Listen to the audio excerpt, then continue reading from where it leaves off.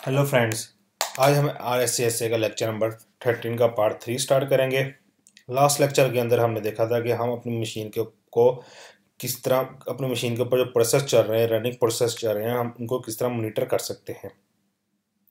हमने मॉनिटरिंग के लिए उसके डिफरेंट टूल्स देखे थे। टॉप देखा था, एस टॉप देखा था, आयो स्टैट देखा था, वी एम स्टैट देखा था, ग्लैंस देखा था। इसके अलावा हमने डिफरेंट टूल्स देखे थे। आज हम देखेंगे हम अपने प्रोसेस को किस तरह कंट्रोल कर सकते हैं, किस तरह किल कर सकते हैं, किस तरह उनकी प्रायोरिटी हाई कर सेट कर सकते हैं और किस तरह उनकी नाइस वैल्यूज़ को रीनाइस कर सकते हैं।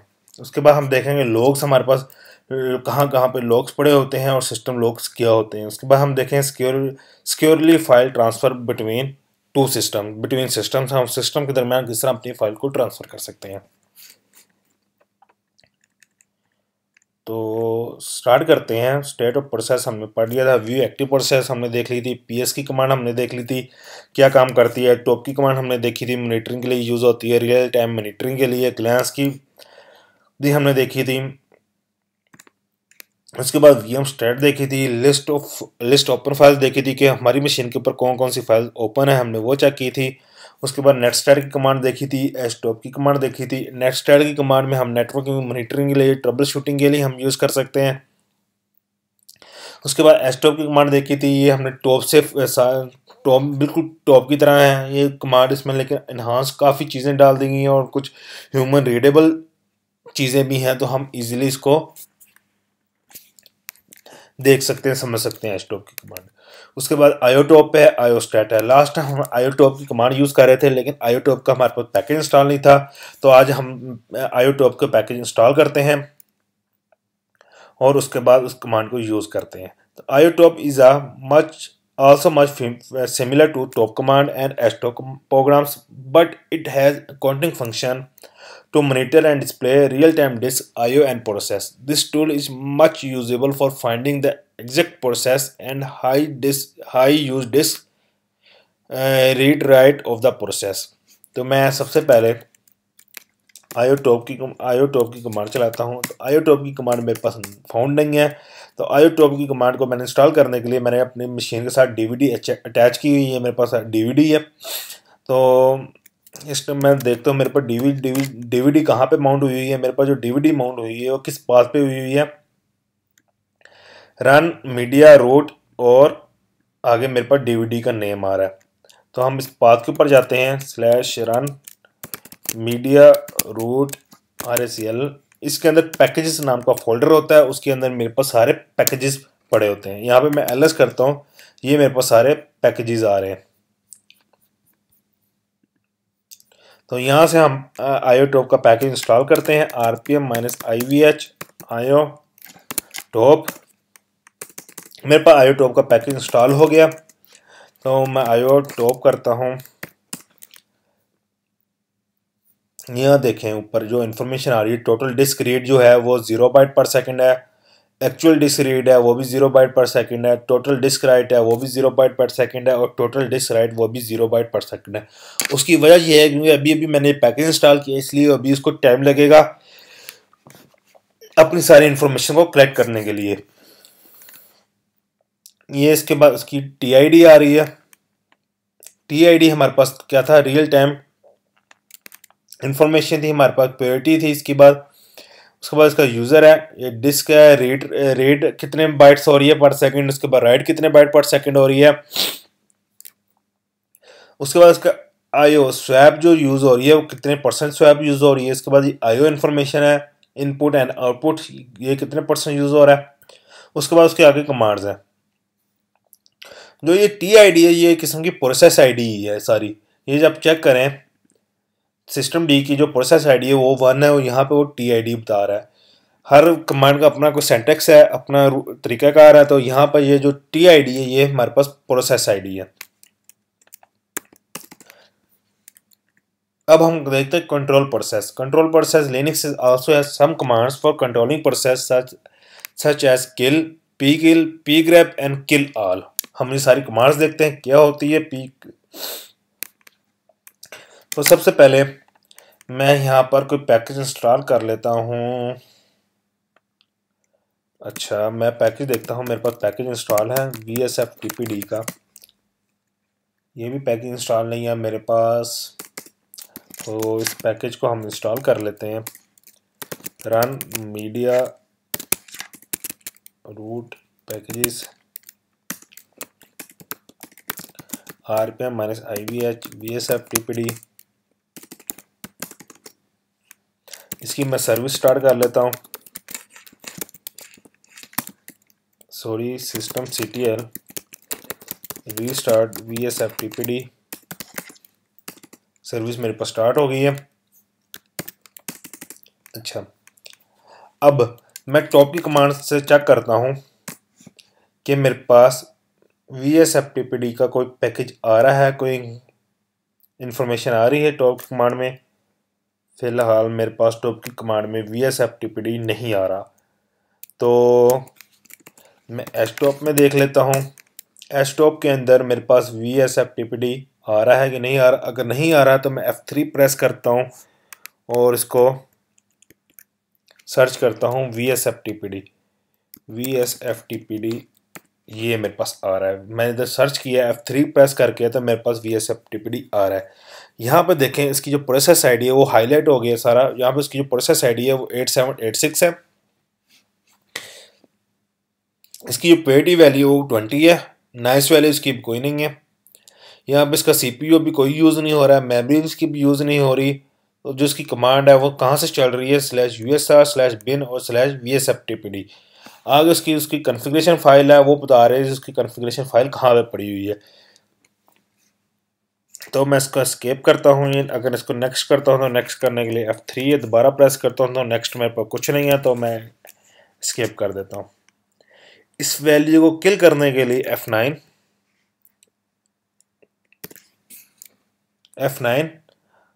किल करने के लिए F9 है। तो अब वो पूछ रहा है, उसने किल कर दिया ऑटोमेटिकली। अच्छा, किल 9 एंटर। अच्छा, जिसके ऊपर ये आप रखेंगे कर्सर, यानी जो प्रोसेस हाईलाइट होगा वो किल हो जाएगा। अगर मैं यहाँ पर ये फायरफॉक्स के जो प्रोसेस चल रहे हैं वो मैं किल करना चाहता हूँ, तो मैं इसको यहाँ पर करता हूँ F9 एंटर करता हूँ। ये मेरे पास किल हो गया। अगर मैं एचटॉप की कमांड को किल करना चाहता हूँ F9 एंटर, ये किल होगी मेरे पास कमांड, टर्मिनेटेड होगी। यहाँ पे देखिए एरर आ गया, फायरफॉक्स भी टर्मिनेट हो गया और मेरे पास एचटॉप कमांड भी टर्मिनेट हो गई। तो मैं PS की मदद से देखते हैं। PS-AUX इसमें ग्रैब करता हूँ VSFTPD। इसमें चेक करते हैं, इसमें मेरे पास प्रोसेस आ रहा है ये देखें, इसमें भी मेरे पास प्रोसेस आ रहा है VSFTPD का। किस यूज़र के अंदर चल रहा है, रूट यूज़र के अंदर चल रहा है। उसकी जो PID है, उसकी जो प्रोसेस ID है वो क्या है, 8845। अब मैं इसको किल करना चाहता हूँ। किल करने के लिए किल 8845। तो ये मेरे पास किल नहीं हुआ। उसकी वजह ये क्या है कि 8845 पे वो क्या कहते हैं, वो सर्विस उसको, इसका जो प्रोसेस ID है वो चेंज हो गया। तो मैं इसको दोबारा करता हूँ VSFTPD को। Sorry, system CTL restart VSFTPD। तो मैं इसका प्रोसेस देखता हूँ, तो ये मेरे पास VSFTPD का जो प्रोसेस आ रहा है वो ये आ रहा है, /USR SBIN और VSFTPD का। तो इसको मैं किल करता हूँ, किल 8883। तो ये मेरे पास किल हो गया। अब मैं आपको चेक करता हूँ, तो ये मेरे पास देखें किल हो गया। ठीक है, मैं दोबारा सर्विस को रिस्टार्ट करता हूँ ताकि मेरे पास दोबारा प्रोसेस का आ जाए। ये VSFTPD का प्रोसेस आ गया। अब मैं किल माइनस हेल्प करता हूँ। अच्छा, किल हेल्प नहीं हो रहा। अच्छा, अब ये है कि अभी हमने जो प्रोसेस को एक दफ़ा, एक मैं ये क्लीन कर दूँ।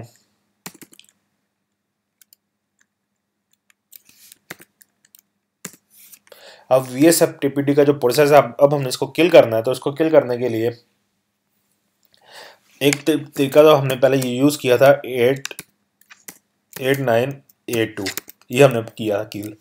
अगर इसके साथ मैं -9 का स्विच लगा दूं या ऑप्शन दे दूं उसको -9 का, इसको मैं पैरामीटर को पास करवा दूं -9 का, तो इसका मतलब है इस प्रोसेस को 8982 प्रोसेस को फोर्सफुली किल कर दो। बाज़ दफ़ा ऐसा होता है कि ये प्रोसेस किसी और प्रोसेस के ऊपर भी डिपेंडेंट होता है, तो वो ये करता है तो उसको किल नहीं करने देता, तो कहता है पहले वो प्रोसेस को किल करो फिर इस प्रोसेस को किल करो। तो उसके लिए यूज़ कर लेते हैं फोर्सफुली -9। तो वो क्या करता है, सब प्रोसेस को वो किल कर देता है। तो मैं इसको यहाँ पे किल करता हूँ -9 के साथ, तो ये किल हो गया। सॉरी, मैंने स्टे कर दी प्रोसेस आईडी देने के लिए, 8928 है, तो ये किल हो गई। तो मैं आपको दिखाता हूँ, तो ये मेरे पास प्रोसेस आईडी भी किल हो गई। इसको सर्विस को मैं दोबारा रीस्टार्ट करता हूँ, इसका प्रोसेस आईडी देखता हूँ। ये मेरे पास दोबारा प्रोसेस आईडी आ रहा है, क्या आ रहा है, 9011। तो हमने किल के थ्रू देख लिया, किल के थ्रू हम किस तरह करते हैं। टॉप की कमांड में हमने भी इसका प्रोसेस आईडी देख लिया, एसटॉप के अंदर भी हमने इसका प्रोसेस आईडी देख लिया। अब मैं इसकी पोर्ट चेक करवाया, तो नेटस्टैट के अंदर ATNP, ये TCP जो VSFTPD है, यानी FTP सिर्फ TCP पोर्ट यूज़ करता है, तो ग्रैब VSFTPD। तो देखें ये TCP इसका कौन सा 26 नंबर पे यूज़ कर रहा है, तो ये VSFTPD यानी ये IPv6 यूज़ कर रहा है। तो अगर मैं यहाँ पर 21 पोर्ट देता हूँ, ये देखें इस टाइम में जो मेरे पास जो, ठीक है, इस टाइम जो मेरे पास जो चल रहा है VSFTPD, वो मेरे पास चल रहा है किसके ऊपर, IPv6 के ऊपर। तो मेरे पास इस टाइम IPv6 तो है नहीं, तो मैं फिर IPv4 पे इसको शेयर अभी ट्रांसफ़र नहीं कर सकता, क्योंकि इसकी वजह एक ये है कि मैं तो अभी हम VSFTPD को हम कवर नहीं कर रहे, उसको नहीं पढ़े, हम उसकी सिर्फ प्रोसेस देख रहे हैं अपनी मशीन के ऊपर। हम किस तरह एक एप्लीकेशन के डिफरेंट प्रोसेस कहाँ कहाँ पे होते हैं, उसको नेटस्टैट के अंदर हम उसकी पोर्ट देख लेते हैं किस तरह है। उसके PS में हमने उसका प्रोसेस देखा, टॉप के अंदर देखा, एस्टॉप के अंदर देखा, हमने उसको किल किया, किल के साथ -9 का स्विच भी दिया, फोर्सफुली भी किल किया, सिंपल किल किया, फिर फोर्सफुली किल किया। अब हम इसका देखते हैं pgrep VSFTPD। एक तो हमने प्रोसेस देखा था कि हमने इस कमांड के थ्रू भी हम प्रोसेस देख सकते हैं, प्रोसेस आईडी किया किसी भी स्पेसिफिक एप्लीकेशन की या कमांड की, PS-UX से टॉप के थ्रू भी देख सकते हैं, एस्टॉप के थ्रू भी देख सकते हैं, जिससे आपको आसानी लगे आप उस कमांड के थ्रू आप उसकी स्पेसिफिक एप्लीकेशन की प्रोसेस आईडी देख सकते हैं। pgrep के थ्रू भी हम प्रोसेस आईडी देख सकते हैं। आगे pgrep के बाद आगे उस एप्लीकेशन का नाम दो तो आपको उसकी प्रोसेस आईडी बता देगा। इस टाइम उसकी जो प्रोसेस आईडी है वो 9011 है। तो मैं इसको किल करता हूँ 9011, तो ये मेरे पास देखें किल हो गई। इसकी सर्विस को दोबारा मैं रीस्टार्ट करता हूँ, किल होगी इसकी सर्विस। अब मैं पी किल यूज़ करता हूँ। पी किल क्या यूज़ करना है, पी किल किसके लिए होता है, पी किल आगे मैं जहाँ पे किल के बाद प्रोसेस आईडी देता था, वहाँ पी किल के केस के अंदर अपने आपको एप्लीकेशन का नाम देना पड़ेगा, पी किल VSFTPD। तो ये देखें ये भी किल हो गई है। सर्विस को दोबारा रिस्टार्ट करता हूँ, pgrep VSFTPD, तो ये मेरे पास के प्रोसेस आईडी आ गया 9131। तो पी किल VSFTPD के साथ उसी तरह सेम -9 का स्विच लगा लो फोर्सफुली के लिए, ताकि इससे रिलेटेड जितने भी प्रोसेस हैं सारे के सारे किल हो जाएं। तो ये मेरे पास किल होगी VSFTPD। इसको मैं pgrep करके दिखाता हूँ, तो VSFTPD किल हो गया। उसके बाद सेंडिंग सिग्नल्स हैं। Signals the fundamental way of process controlling process in Linux is by sending signal to them. There are multiple signals that can send to a process to view all the signal runs. मैं kill -L करता हूँ, तो ये देखें kill -L किया, तो ये मेरे पास काफ़ी ज़्यादा सिग्नल्स हैं। तो इन सिग्नल्स के अंदर से हम जो भी काम कर रहे हैं, तो बैक एंड पे कोई ना कोई सिग्नल उसका कॉल होता है।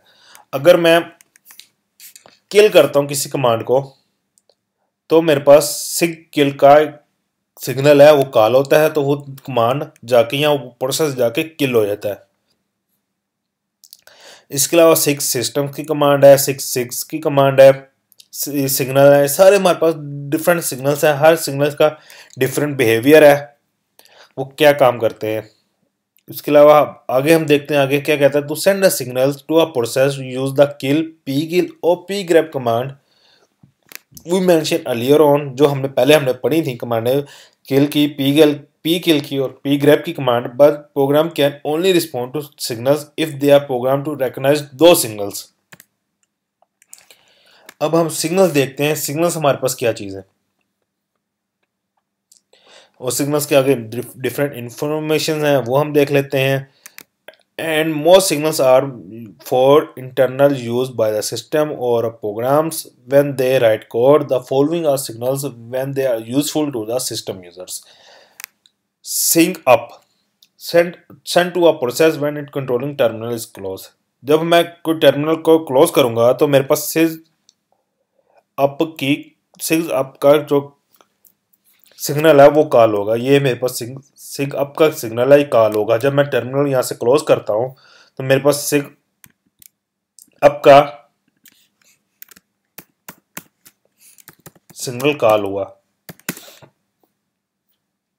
उसके बाद सिग इनट है, to send a process by controlling terminal when a user interrupt the process by pressing control सी।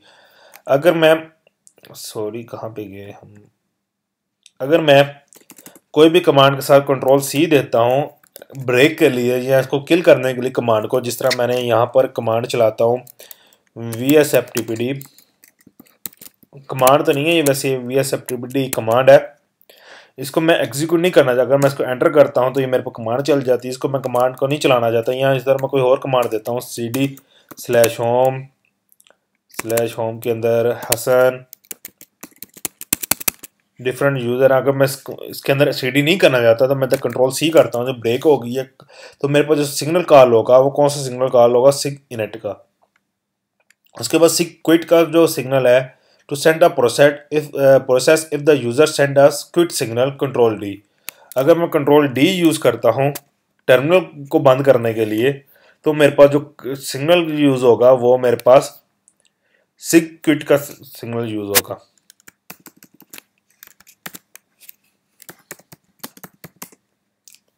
ये मेरे पास सिग्नल आ रहा होगा, यहाँ पर इसकी आईडी क्या है, 3 आईडी है, ये सिग क्विट का। तो signal immediately terminates kills a process and the process will not perform any cleanup operation। तो उसके लिए किल सिग किल का, अगर किसी प्रोसेस को किल करना है, पी किल करना है, या उसके लिए जो प्रोसेस उसके लिए जो सिग्नल कॉल होगा वो सिग किल का प्रोसेस कॉल होगा, सिग्नल कॉल होगा। ये मेरे पास यहाँ पे आ रहा है सिग किल। उसके बाद सिग टर्म है, this is a program terminate signal, kill will send by the default. उसके बाद सिग 15 किधर गया, सिग इसकी आईडी सिग टर्म क्या करता है, this is a program terminate signal, kill will send by the default. तो हम इसको यूज करते हैं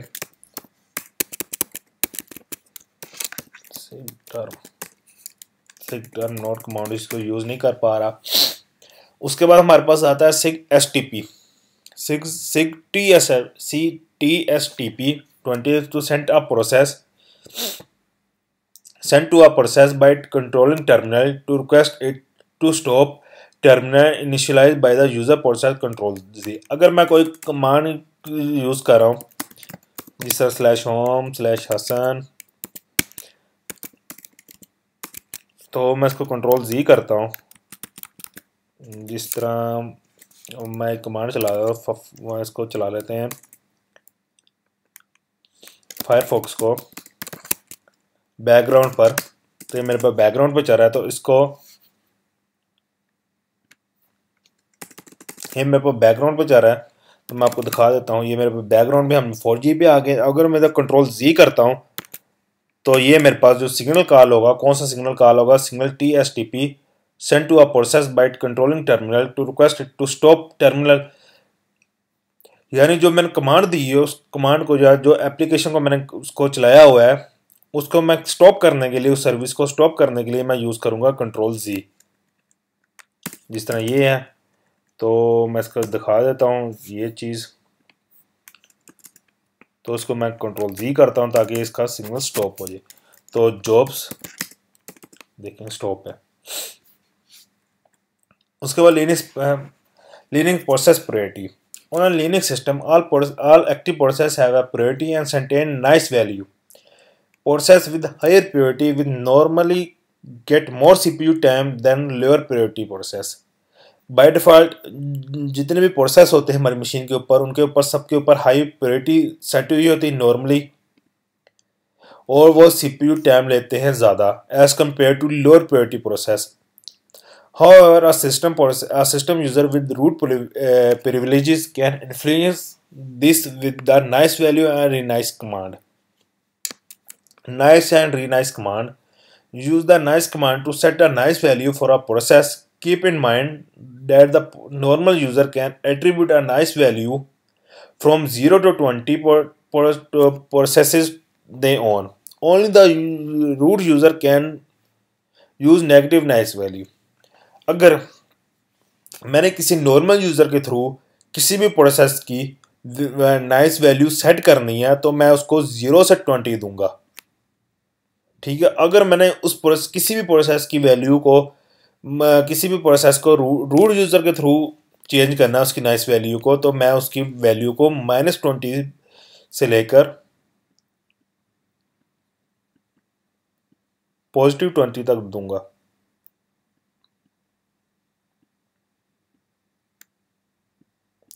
नॉर्मल यूज़र जो है वो सिर्फ पॉजिटिव वैल्यू सेट कर सकता है नाइस की, जो रूट यूज़र है वो नेगेटिव वैल्यू भी सेट कर सकता है। तो renice the purity of process, use the renice value renice command as follows. Renice आगे उसकी प्रोसेस आईडी, जो सा भी आपको सेट करना है तो उसकी प्रोसेस आईडी। अब माइनस जितनी नेगेटिव में वैल्यू होगी उतना प्रोसेस की प्योरिटी हाई होगी, जितनी पॉजिटिव के अंदर होगी उतनी प्रोसेस की वैल्यू नेगेटिव लो होगी। तो हम किसी भी प्रोसेस की वैल्यू को सेट कर लेते हैं, जिस तरह मैं पी ग्रैप कर लेता हूँ, पी ग्रैप VSFTPD। तो इसका जो प्रोसेस है वो 9254 है। इसकी जो प्रोसेस आईडी वो हम देख लेते हैं,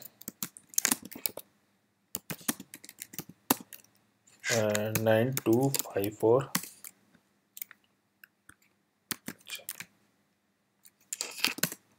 नहीं दिखा रहा, अच्छा ठीक है। हम डेस्कटॉप में देखते हैं, इसको सर्च कर लेते हैं VSFTPD। तो उसकी जो नाइस वैल्यू वो क्या है हमारे पास इस टाइम 20 है। तो मैं इसको सेट करना चाहता हूँ, तो मैं इसको सेट करने के लिए नाइस वैल्यू को नेगेटिव में अगर सेट करना है तो -F7। तो सॉरी ये वैल्यू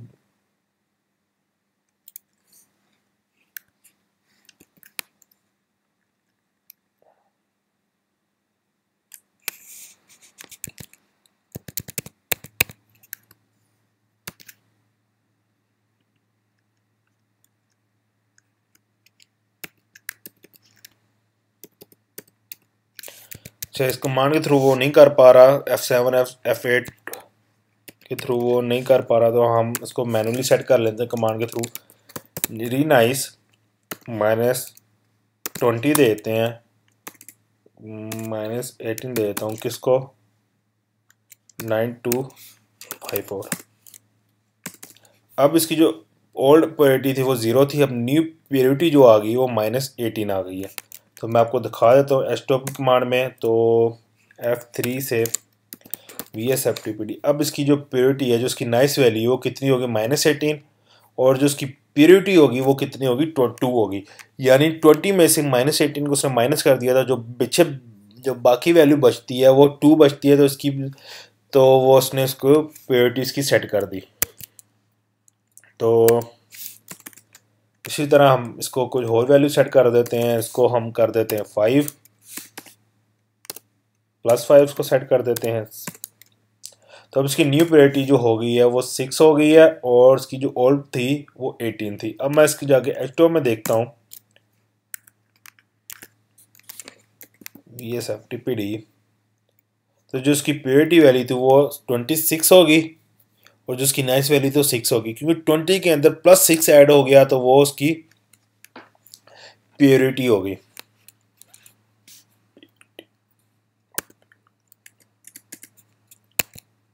ठीक हो गई। ये हमारे पास थी नाइस वैल्यूज कि हम अपनी मशीन के ऊपर किस तरह नाइस वैल्यू को सेट कर सकते हैं।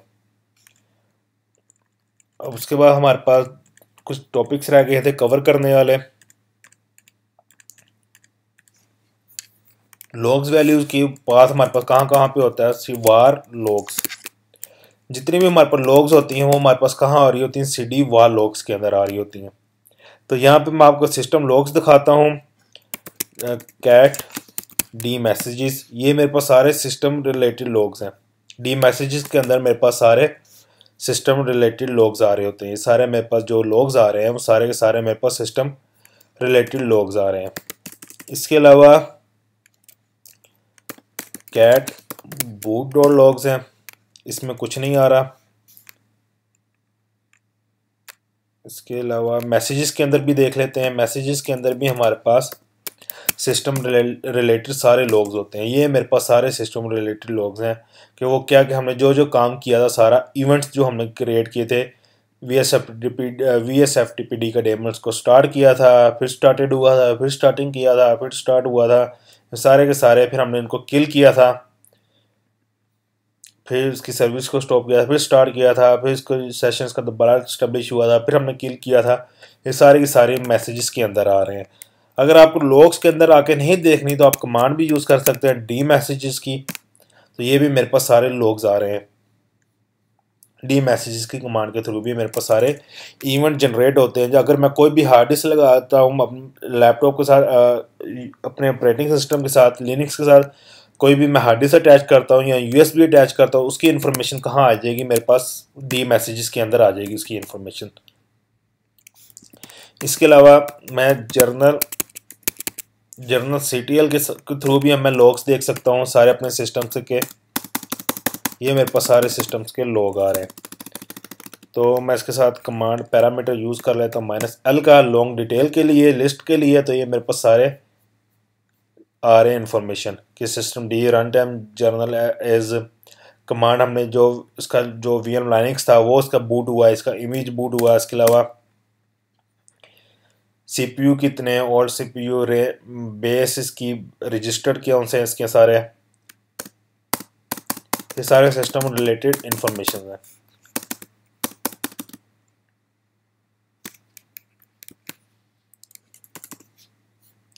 ठीक है। उसके बाद हम यूज़ करते हैं log and interrupt. System logs files हो गई हैं। उसके बाद securely transfer files between system. तो हम उसके लिए आपके पास पैकेज इंस्टॉल होना चाहिए, यूम पैकेज इंस्टॉल होना चाहिए -QSH का।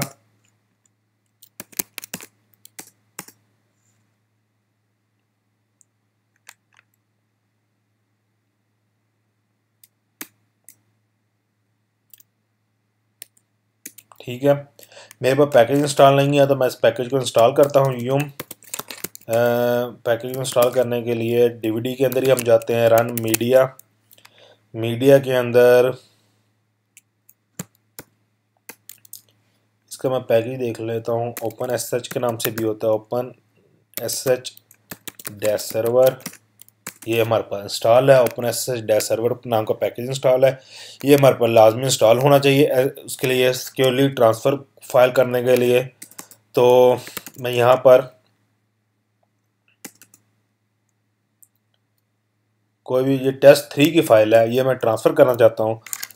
तो पहले मैं आपको दिखा देता हूँ मैं कहाँ पे ट्रांसफ़र करूँगा। मेरे पास मशीन नहीं है दूसरी, तो मैं एक काम करता हूँ। तो हसन के नाम के फ़ोल्डर के अंदर इस टाइम एम्प्टी है, तो हसन नाम के फ़ोल्डर के अंदर सिक्योरली हम ट्रांसफ़र करते हैं।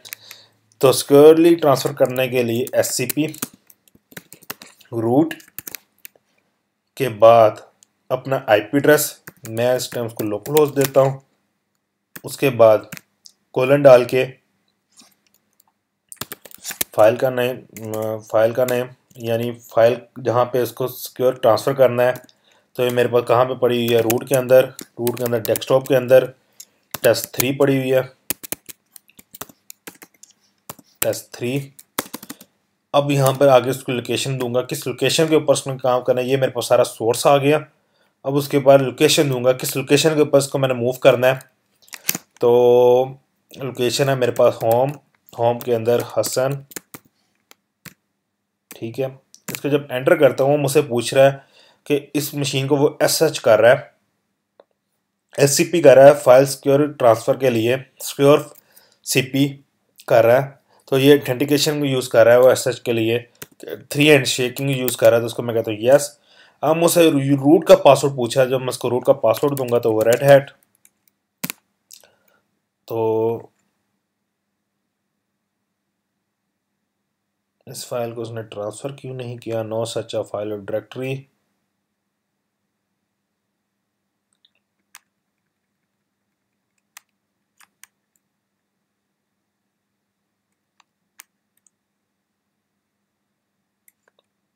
सॉरी, थोड़ी सी मिस्टेक हो गई, दोबारा यूज़ करते हैं एससीपी। सबसे पहले हम यहाँ पे इसको सोर्स देंगे test3 root at local host home Hasan. SCP यहाँ पे इसको सोर्स नेम देंगे और इसके ऊपर रूट, जिस सर्वर के ऊपर उसको ट्रांसफ़र करनी है रूट उसका user name @IP address colon डाल के आगे उसकी लोकेशन, जिस लोकेशन के ऊपर उसको मूव करना है।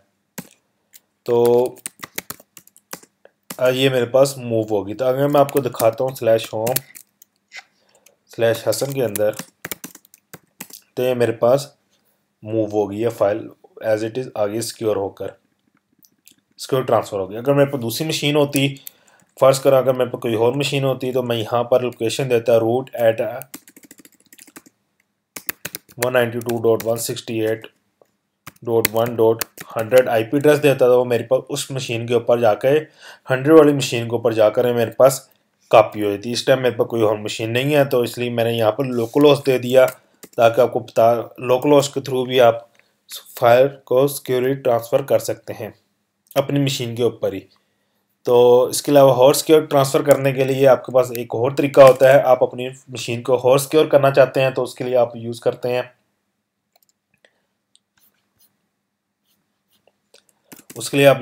हैं, एसएच की। तो एसएच की हम जनरेट करते हैं। एसएच की जनरेट करने के लिए -कीजन, तो उसके बाद उसको -TRSA पैरामीटर उसको बताना है उसकी टाइप कौन सी रखनी है, RSA टाइप रखनी है। एंटर करता हूँ तो वो मुझसे पूछता है कि कहाँ पे, वो बाय डिफ़ॉल्ट मेरे जिस यूज़र से मैं क्रिएट कर रहा हूँ तो बाय डिफ़ॉल्ट उस यूज़र की होम डायरेक्टरी के अंदर .sh का फोल्डर होता है, .hidden का होता है, उसके अंदर ID_RSA वो रखवा रहा है। यहाँ पे मैं इसको एंटर करता हूँ। अब वो यहाँ पे पूछा है एंटर पास फ्रेज, मैं आपको पास फ्रेज देना चाहता हूँ कि नहीं देना चाहता। अगर मैं नहीं देना चाहता मैं एंटर कर देता हूँ। तो ये मेरे पास RSA की जनरेट होगी, प्राइवेट की मेरे पास जनरेट होगी और एक पब्लिक की मेरे पास जनरेट होगी। अब मैं इस फाइल को अपने दूसरे सर्वर के ऊपर शिफ्ट करूंगा ताकि मैं अपने उस सर्वर को एसएच कर सकूं। तो मैं इसके लिए sh-copy id रूट, बल्कि इधर रूट करते हैं हसन। एक मिनट, यहाँ पर मैं पासवर्ड सेट कर लेता हूँ हसन का।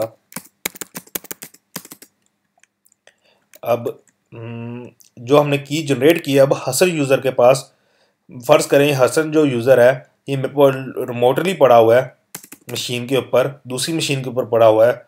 तो मैं उसके ऊपर अब एसएच की कॉपी करना चाहता हूँ। तो sh-copy id Hasan at local host. तो अब मुझसे हसन का पासवर्ड पूछ रहा है कि हसन यूज़र का पासवर्ड दूँ। ओके, मैं हसन यूज़र का पासवर्ड दे दिया तो ये मेरे पास हसन यूज़र के ऊपर कॉपी हो गई। अगर मैं आपको दिखाऊं, सबसे पहले मैं आपको रूट पे दिखाता हूं। तो ये मेरे पास 2 आ रही हैं जो हमने जनरेट किए हैं SS ID_RSA ID_RSA.pub, ये मेरे पास पब्लिक की है और ये मेरे पास प्राइवेट की। अब मैं हसन के होम डायरेक्टरी के अंदर जाता हूँ,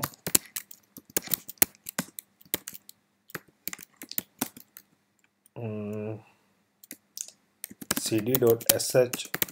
अब यहाँ पे देखें ऑथराइज की आ गई। जो ये पब्लिक की थी, ये जो पब्लिक की थी, जब किसी दूसरी मशीन के ऊपर शिफ्ट होती है, कॉपी होती है, तो वो उसका जो नाम होता है वो ऑथराइज अंडरस्कोर की बन जाता है, कीज बन जाता है, ID_RSA.pub नहीं जाता। तो हम अब हसन वाली मशीन को SH करते हैं, SH रूट, बल्कि सिक्योरिटी ट्रांसफ़र कर लेते हैं, SCP टेस्ट 56 हसन @localhost.home.hasan। अब ये देखिए उसने मुझसे कोई यूज़र ने पासवर्ड नहीं मांगा, क्योंकि जो अब लॉगिन किया है उसने हसन नाम के यूज़र पर, जो उसने लॉगिन किया है लोकल होस्ट के ऊपर, वो उसने लॉगिन किया किसकी मदद से, कीज़ की मदद से। उन दोनों के पास ऑलरेडी कीज़ थी, ये पब्लिक की थी और मेरे पास की प्राइवेट की थी, और इसने इसको लॉगिन कर लिया। तो ये मेरे पास /home हसन के ऊपर ये मेरे पास टेस्ट 56 आ गई, फाइल आ गई सिक्योर ट्रांसफ़र के लिए। नेक्स्ट लेक्चर के अंदर हम सिक्योर ट्रांसफ़र को एक दफ़ा फिर कर लेंगे। मैं उस नेक्स्ट लेक्चर के लिए मैं फिर दोबारा एक नई मशीन क्रिएट कर लूँगा, एक नई मशीन बना लूँगा। उसके ऊपर हम इजीली ज़्यादा अंडरस्टैंडिंग के लिए मैं इस मशीन को हम दोबारा सिक्योर ट्रांसफ़र के लिए हम इस मशीन को दोबारा कर लेंगे। सिक्योर ट्रांसफ़र वाला टॉपिक को, फाइल को हम दोबारा कर लेंगे नेक्स्ट लेक्चर में। तब मैं अपनी मशीन नई क्रिएट कर लूँगा, हम उस पर ईज़िली इसको कर सकते हैं। तो ये मेरे पास टॉपिक था, लेक्चर था, ये पूरा एक तकरीबन पूरा चैप्टर था ये जो हमने आज कंप्लीट किया तकरीबन 3 लेक्चर्स के अंदर। नेक्स्ट लेक्चर के अंदर हम नए टॉपिक्स के साथ चीज़ें देखेंगे। नेक्स्ट लेक्चर के अंदर मेरा ख्याल है कि हम नेक्स्ट लेक्चर के अंदर हम सिस्टम डी को कवर करेंगे। सिस्टम डी क्या होते हैं, उसमें डिफरेंट सिस्टम डी से रिलेटेड सारी इंफॉर्मेशन को हम कवर करेंगे नेक्स्ट लेक्चर के अंदर। तब तक के लिए आप अपना ख्याल रखिएगा। थैंक यू, अल्लाह हाफिज़।